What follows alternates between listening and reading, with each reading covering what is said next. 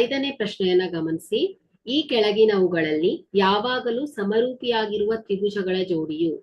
ಆಯ್ಕೆ ಎ, ಯಾವುದೇ ಎರಡು ಸಮದ್ವಿಬಾಹು ತ್ರಿಭುಜಗಳು. ಬಿ, ಯಾವುದೇ ಎರಡು ಸಮಬಾಹು ತ್ರಿಭುಜಗಳು. ಸಿ, ಯಾವುದೇ ಎರಡು ಲಂಬಕೋನ ತ್ರಿಭುಜಗಳು. ಡಿ, ಯಾವುದೇ ಎರಡು ಅಸಮಬಾಹು ತ್ರಿಭುಜಗಳು. ಸೊ ಇಲ್ಲಿ ಸಮರೂಪಿಯಾಗಿರುವಂತಹ ತ್ರಿಭುಜಗಳ ಜೋಡಿಯನ್ನ ಹೇಳ್ಬೇಕು ಮಕ್ಕಳೇ.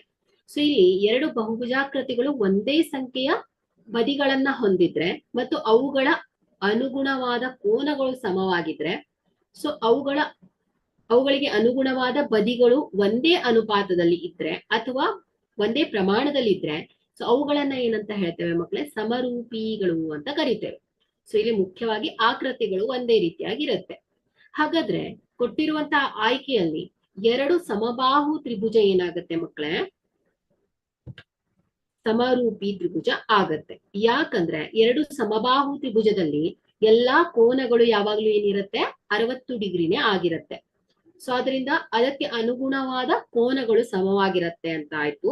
ಹಾಗೆ ಎಲ್ಲಾ ಬದಿಗಳು ಸಮವಾಗಿದೆ ಅಲ್ವಾ? ಸೊ ಯಾವುದೇ ಎರಡು ಸಮಬಾಹು ತ್ರಿಭುಜಗಳ ಅನುಗುಣವಾದ ಬದಿಗಳ ಅನುಪಾತಗಳು ಯಾವಾಗಲೂ ಸ್ಥಿರವಾಗಿ ಇರುತ್ತೆ.